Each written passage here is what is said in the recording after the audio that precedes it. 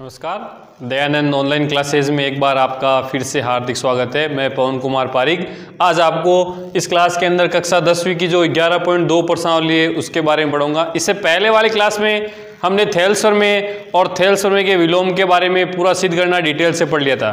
लेकिन एक बार तो भी मैं आपको थेल्स प्रमेय के बारे में थोड़ा सा बताता हूँ कि थेल्स प्रमेय क्या होता है।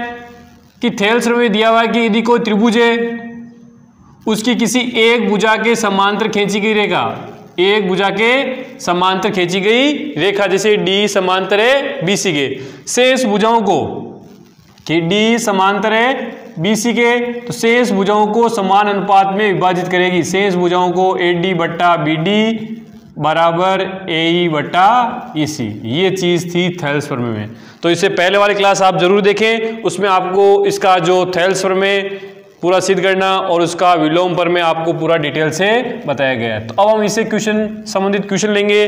तो जैसे पहला क्वेश्चन है कि त्रिभुज ए बी सी में भुजा बी सी समांतर है डी के, त्रिभुज एबीसी में भुजा बी सी समांतर है डी के, ये समांतर इसके तथा आपको दिया हुआ है यदि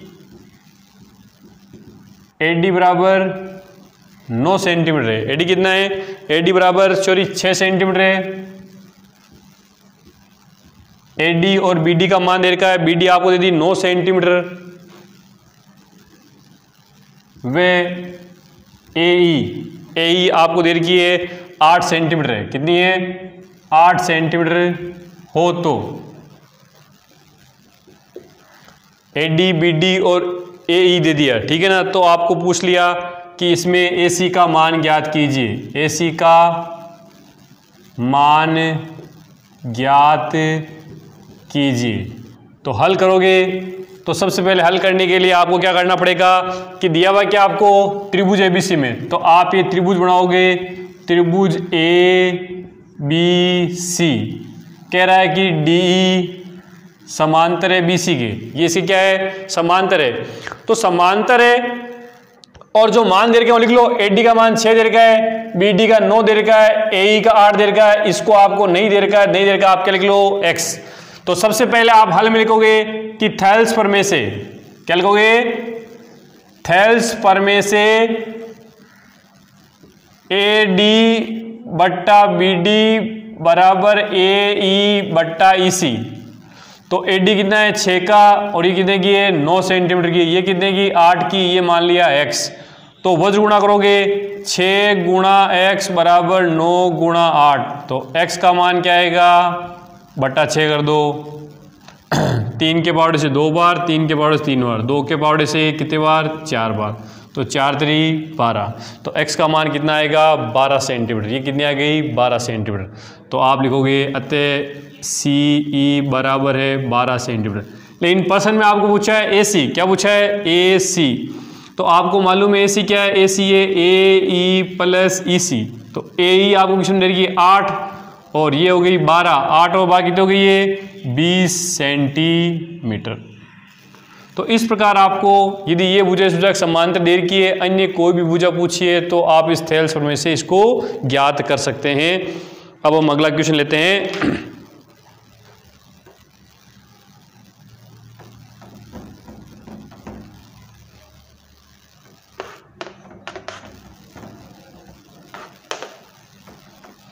किसमें भी लिखा हुआ है त्रिभुज ए बी सी में भुजा बी समांतर है, भुजा बी समांतर बी सी समांतर है डी के, ये आपको दे रखा है। और साथ में कह रहा है कि यदि एडी बराबर है 4x माइनस 3, एडी का मान कितना है? 4x माइनस 3, और ए ई का है 8x माइनस 7, और बी डी है 3x माइनस 1, और सी का मान आपके पास है 5x माइनस 3 हो तो x का मान ज्ञात कीजिए, x का मान ज्ञात कीजिए। अब देखो आपको अनुपात देखें कि AD का मान आपको क्या दे रखा है, तो आप देखोगे कि आपको AD का मान दे रखा है 4x - 3, क्या दे रखा है, और B का मान दे रखा है 8x - 7, BD का 3x - 1 और C का दे रखा है आपको 5x - 3, और ये मुझे इसके समांतर दे रखी है। तो पहले चित्र बना लो। आप चित्र बनाते ही देखो ABC, इस लाइन में आओगे कि BC के समांतर एक रेखा D है, कि ये इसके क्या है, समांतर है। तो हल में आप लिखोगे कि BC समांतर D है, तो थेल्स प्रमेय से, किसे, थेल्स प्रमेय से AD बट्टा BD बराबर AE बट्टा EC। अब AD का मान कितना है, AD का मान लिख लो आप 4x - 3, BD का मान, तो BD का देखोगे 3x - 1, AE का मान 8x - 7 और इसका 5x - 3। अब क्या करना है आपको, वज्र गुणन कर लो। 4x - 3 गुणा 5x - 3 और इधर 8x - 7 गुणा 3x - 1। 4 को इनसे गुणा करोगे, पहले इस कोष्ठक से 20x², 4 को 3 से 12x, 3 को 5 से 15x, 3 को 3 से 9, ऐसे ही 8 को 3 से 8 3 24x², 8 को 1 से 8x, 7 को 3 से 7 3 21x और 7 को 1 से +7। पक्षांतर कर लो कि 20x², इधर आएगा ये -24x², ये कितने हो गए दोनों, माइनस के 27x, 15 और 12 27x, और इधर ये कितने हो गए 29x, ये इधर किसको देंगे प्लस के 29x। यहाँ प्लस का 9 है, उधर से आ जाएगा माइनस का 7 बराबर 0। तो अब आप देखोगे कितना रहा, -4x² प्लस 2x, 29 में 27 2x, और यहाँ 9 जाएंगे इसमें से तो 2 बराबर 0। अब पहला बात तो ये माइनस का, इसमें से आप माइनस के 2 कॉमन ले लो। तो माइनस के 2 यदि आपने कॉमन ले लिए, क्या गया 2x² प्लस x प्लस 1 बराबर 0। अब ये 2 किस में चला जाएगा, 0 के अंदर, किस में चलाएगा 0, तो इसको 0 कर दो आप।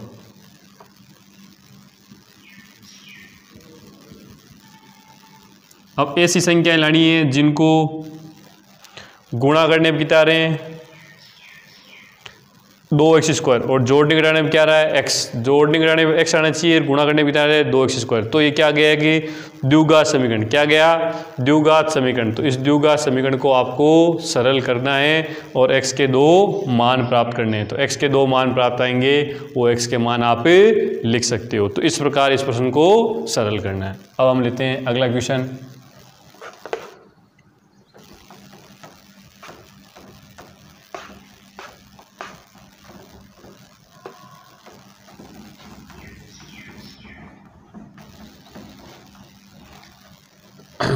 कि आपको दिया हुआ है कि आकृति दे रखी है आपको, कि दी गई आकृति में आपको प्रश्न दे दिया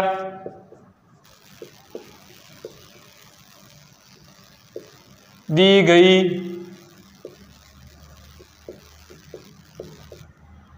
आकृति में AO OB और OC पर क्रमशः LMN बिंदु है, पर क्रम से LMN बिंदु स्थित है। इन पर ही क्या है, बिंदु स्थित है कि LM, जो LM है वो क्या है AB के समांतर है, वे LN और MN समांतर है BC के। ये इसके समांतर है, ये इसके समांतर है। तो सिद्ध करना है या दर्शाना आपको, तो दर्शाइए LN समांतर होगी AC के, LN समांतर होगी AC के। तो चित्र दिया रखा आपको, ये A B C, A B C, ये ओ बिंदु है। अब ए ओ पर तो कौन सा बिंदु है, एल। देखो प्रश्न लिखा हुआ है ए ओ पर कौन सा बिंदु है, एल, और इस पर क्या है, एम, और इस पर क्या है, एन। इन बिंदुओं को मिला लो, ये आकृति आपको दी हुई है प्रश्न में। तो आप जब इसका हल करोगे, ठीक है, तो हल करोगे तो सबसे पहले क्या लिखा हुआ आपको कि एल एम समांतर है ए बी के।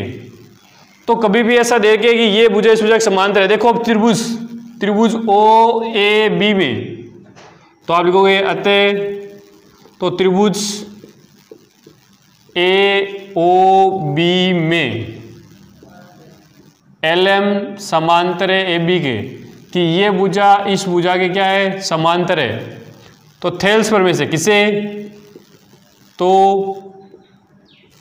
थेल्स प्रमेय बीपीटी थ्योरम से, थेल्स प्रमेय से ये भुजा इस भुजा के समांतर है, तो इसकी शेष दोनों भुजाओं के संगत भाग क्या होंगे, समान अनुपात में विभाजित होंगे। थेल्स प्रमेय ये था ना कि जब भी एक भुजा समांतर है तो इसकी शेष भुजाओं के दोनों संगत भाग आपस में क्या होंगे, समान अनुपात में विभाजित करेंगे। तो हम लिखेंगे ए एल बट्टा एल ओ बराबर बी एम बट्टा एम ओ। ध्यान रखना आपने इधर से लिखना स्टार्ट किया तो वापस इसको भी इधर से लिखना स्टार्ट करना है। यदि ओ से लिखना स्टार्ट करोगे तो इधर से इसको भी ओ से लिखना स्टार्ट करना है। समीकरण 1। अगला हमें दिया हुआ है एम एन समांतर बी सी। तो एम एन का है, ये समांतर है बी सी के। तो त्रिभुज ओ बी सी में, इसमें भी वापस वही थेल्स प्रमेय क्या हो जाएगा, बी एम बट्टा एम ओ बराबर सी एन बट्टा एन ओ। समीकरण 2। अब आप देख रहे होंगे कि समीकरण 1 और 2 इनकी जो बी एम एम ओ आपस में क्या है, बराबर है। तो आप लिखोगे समीकरण 2 बराबर है समीकरण 1। तो इसमें ये चीज इसके क्या है, बराबर है। तो इधर वाली साइड क्या होगी, इसमें ए एल बट्टा एल ओ बराबर सी एन बट्टा एन ओ। ए एल, ये ए एल है, ये एल ओ है, इधर सी एन है, एन ओ। ये संगत भुजाएं क्या होगी, समानुपाती होगी या समान होगी। तो आप लिखोगे कि त्रिभुज ए ओ सी की जो भुजाएं, शेष दो भुजाएं समानुपात में, कि दो भुजाएं समान अनुपात में विभाजित होती है, समान अनुपात में विभाजित होती है। तो थेल्स प्रमेय के विलोम से, थेल्स प्रमेय के विलोम से, यहाँ पर थेल्स प्रमेय का विलोम काम आएगा। थेल्स प्रमेय के विलोम से क्या हो जाएगा, एल एन समांतर हो जाएगी ए सी के, कि एल एन समांतर ए सी। और ये आपको सिद्ध करना था कि ये भुजा इस भुजा के समांतर होगी।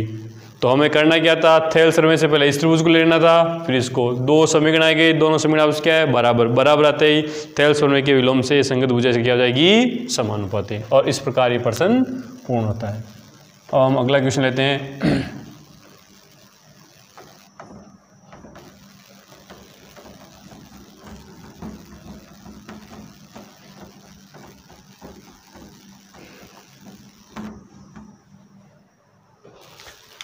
अब अगला हमारा क्वेश्चन होगा कि जैसे आपको दे रखा है कि आकृति में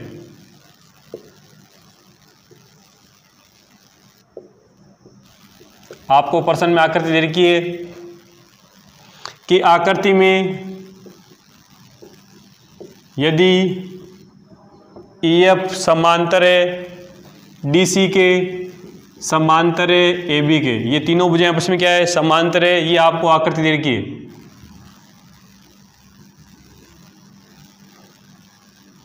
A B C D और EF, ये तीनों आपको समांतर दे रखी है।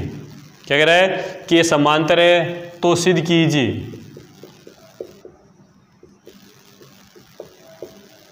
तो सिद्ध कीजिए, आपको सिद्ध करना है ए ई बट्टा ई डी बी एफ बट्टा एफ सी, ये चीज़ आपको सिद्ध करनी है। तो हम इसको सिद्ध करेंगे तो लिखेंगे हल। हल लिखने के बाद में आपको क्या करना है कि इस O को C से मिलाना है। आप लिखोगे A व C को मिलाया, A व C को मिलाया, और यहाँ जिसे हमें बिंदु प्राप्त हो गया O। क्या प्राप्त हो गया? O। तो अब हम लिखेंगे कि त्रिभुज ACD में अभी आपने देखा है कि ये EF समांतर AB के, EF पूरी किसके समांतर है? AB के। तो EOB समांतर हो जाएगी CD के। आप लिखोगे EF समांतर है CD के, EF समांतर है CD के, तो EOB समांतर हो जाएगी CD की। क्यों? पूर्ण रूप से समान है तो यहाँ तक भी क्या होगी? समान। क्यों? इसी का भाग है, तो ये इसके समांतर है, तो थेल्स प्रमेय में काम लेना है। थेल्स प्रमेय या आधारभूत समानुपाती की प्रमेय, दोनों में से कोई नाम लिखते हो आप। थेल्स प्रमेय से क्या हो जाएगा? AE बट्टा ED बराबर AO बट्टा OC, समीकरण 1। अब इसी प्रकार आपको लिखना है त्रिभुज ABC में, त्रिभुज ABC में जो OF है वो किसके समांतर होगी? AB के। कारण आप लिख देना कि EF समांतर है AB के। यदि EF पूर्ण रूप से इसके समान है तो OF भी इसकी क्या हो जाएगी? समांतर हो जाएगी। ये भी इसकी क्या हो जाएगी? समांतर हो जाएगी। तो ये इसके समांतर है, वही पुनः थेल्स प्रमेय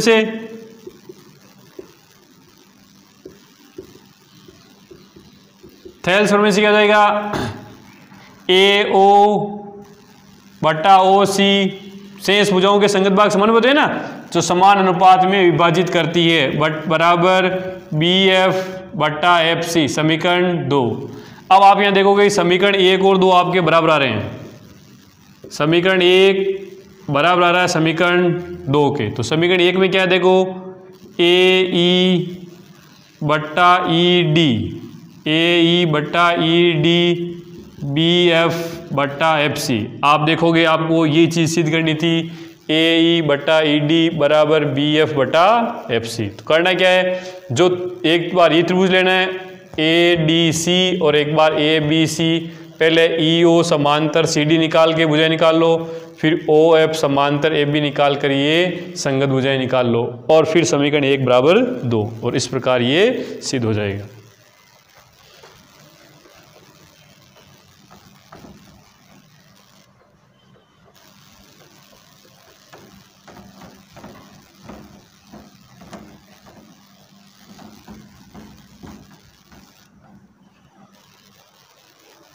अब हम अगला क्वेश्चन लेते हैं इसे कि महत्वपूर्ण क्वेश्चन भी है, ध्यान रखना। आपकी किताब का 9वां क्वेश्चन है ये 11.2 का, कि ABCD एक समलंब चतुर्भुज है।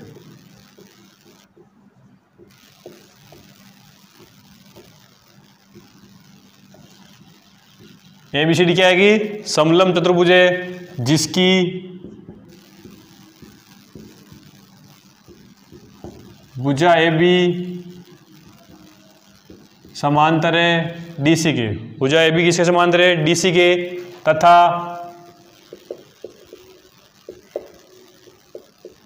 विकर्ण परस्पर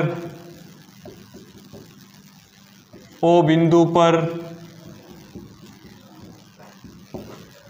प्रतिच्छेद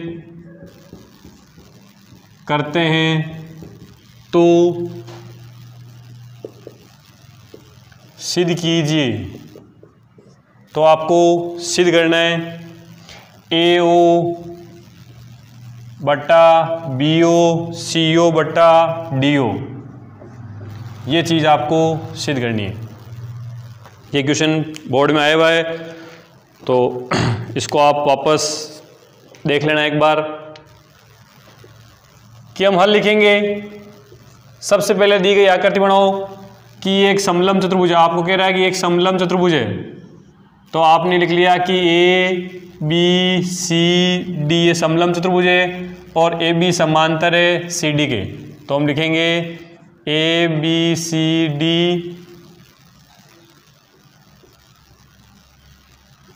समलंब चतुर्भुज है तथा ए बी समांतर है सी डी के। ए बी समांतर है सी डी के, ये दिया आपको। और विकर्ण परस्पर ओ पर प्रतिच्छेद करते हैं। ये विकर्ण रहा और ये विकर्ण रहा, परस्पर ओ पर प्रतिच्छेद करते हैं तथा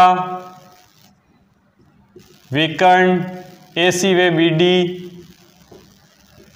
बिंदु ओ पर प्रतिच्छेद करते हैं।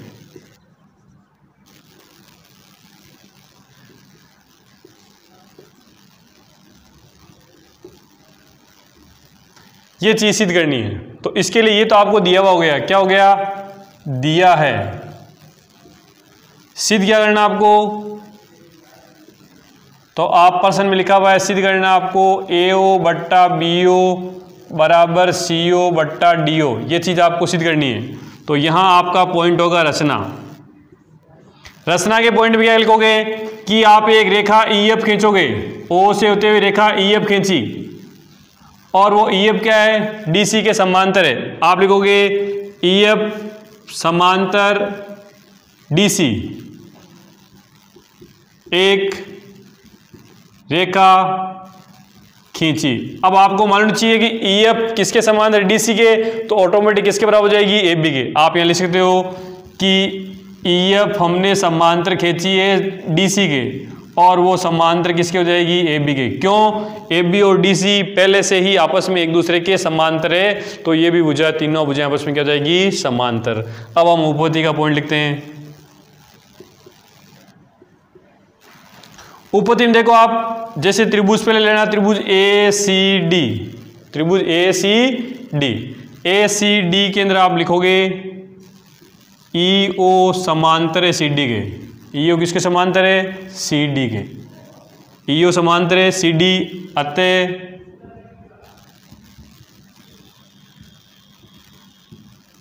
थेल्स प्रमेय से, किसे, थेल्स प्रमेय से क्या हो जाएगा, AE बट्टा ED बराबर AO बट्टा OC, समीकरण 1। इसी प्रकार ये तो आपने लिख लिया। अब आप ये लिख सकते हो कि ये भुजा, ये EO इस AB के भी समांतर है। पहले क्या लिख लिया कि EO समांतर है CD के तथा EO समांतर है AB के। तो त्रिभुज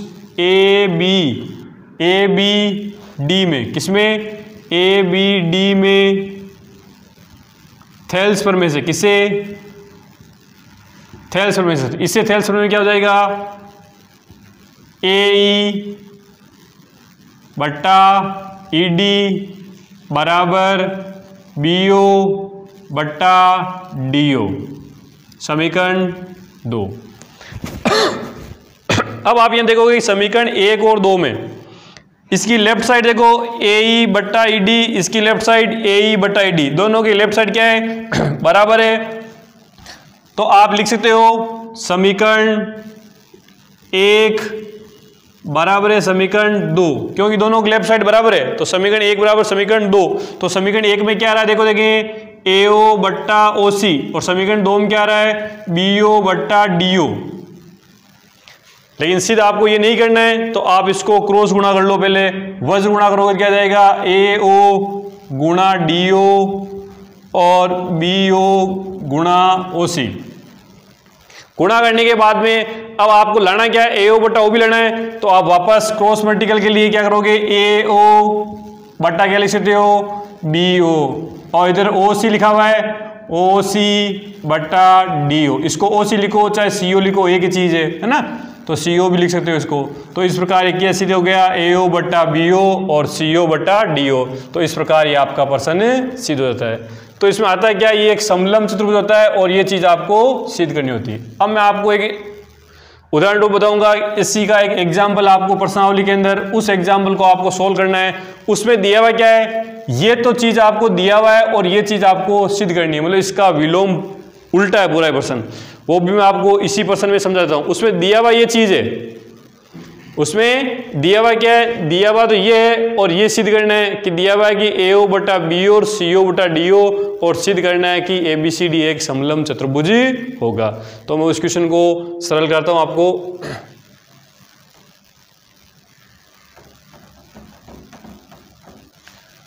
चित्र वो का भी काम लेना है, सॉरी मैंने साफ कर दिया, आपको चित्र वो ही काम लेना है जो इसके अंदर था। तो उस क्वेश्चन में क्या है कि उस क्वेश्चन में आपको दिया हुआ है कि AO बटा BO बराबर CO बटा DO, ये चीज आपको दे रखी है, और वो सिद्ध क्या करवा रहा है आपसे, वो आपसे सिद्ध करवाएगा कि ABCD समलंब चतुर्भुज है। अब बताओ समलंब चतुर्भुज कब होता है, समलंब चतुर्भुज जब होगा जब उसकी सम्मुख भुजाओं का एक जोड़ा परस्पर क्या होना चाहिए, समान होना चाहिए। वो का वो डायग्राम काम लेना है इसमें, ABCD, ये EF। इसमें रचना के अंदर आप लिखोगे कि EF समांतर किसी एक के समांतर खींच दो, जैसे मैंने कह दी DC, EF समांतर CD रेखा खींची, किसी एक के समांतर खींचना आपको। तो विकर्ण AC को मिला लो जैसे बिंदु O पर है, तो सबसे पहले आप उपपत्ति के अंदर इसमें लिख लोगे कि EO समांतर है CD के, रचना से, यहां पर ब्रैकेट में लिख लेना, रचना से ये इसके क्या है, समांतर है। तो समांतर है तो कौन सा प्रमेय काम आता है, थेल्स प्रमेय। अब थेल्स प्रमेय क्या कहता है कि ये भुजा इस भुजा के समांतर है तो शेष भुजाओं के संगत भाग समानुपाती होंगे। तो AE बट्टा ED बराबर हो जाएगा AO बट्टा CO, समीकरण 1। फिर यह लिखोगे आप दिया हुआ, तो आप देखोगे आप पास दिया हुआ क्या है, AO बट्टा BO CO बट्टा DO। इसको क्रॉस गुणा करने से क्या जाएगा, क्रॉस गुणा जाएगा AO बट्टा CO और BO बट्टा DO, इसको आप लेना समीकरण 2। अब आप यहाँ देखोगे कि ये तो चीज़ हमने निकाली थी थेल्स प्रमेय से और ये आपको दिया हुआ है। तो अब आप देखोगे आपके समीकरण 1 और 2 प्राप्त हो रहा है, दोनों में क्या है कि इनकी AO बट्टा CO, AO बट्टा एक एक पक्ष दोनों का बराबर है। तो अब आप यहाँ लिख सकते हो कि समीकरण 1 बराबर समीकरण 2 के, क्या लिखोगे, समीकरण 1 बराबर है समीकरण 2। तो देखो समीकरण 1 में क्या है, तो समीकरण 1 में हम देखेंगे क्या है हमारे पास, जो बराबर चीज उसको हटा दो, बाकी लिख दो AE बट्टा ED, और इसमें क्या है हमारे पास BO बट्टा DO। तो चित्र के अंदर देखो, आप देखें चित्र में आप देखोगे AE ED, मिला लो इसको विकर्ण को, BO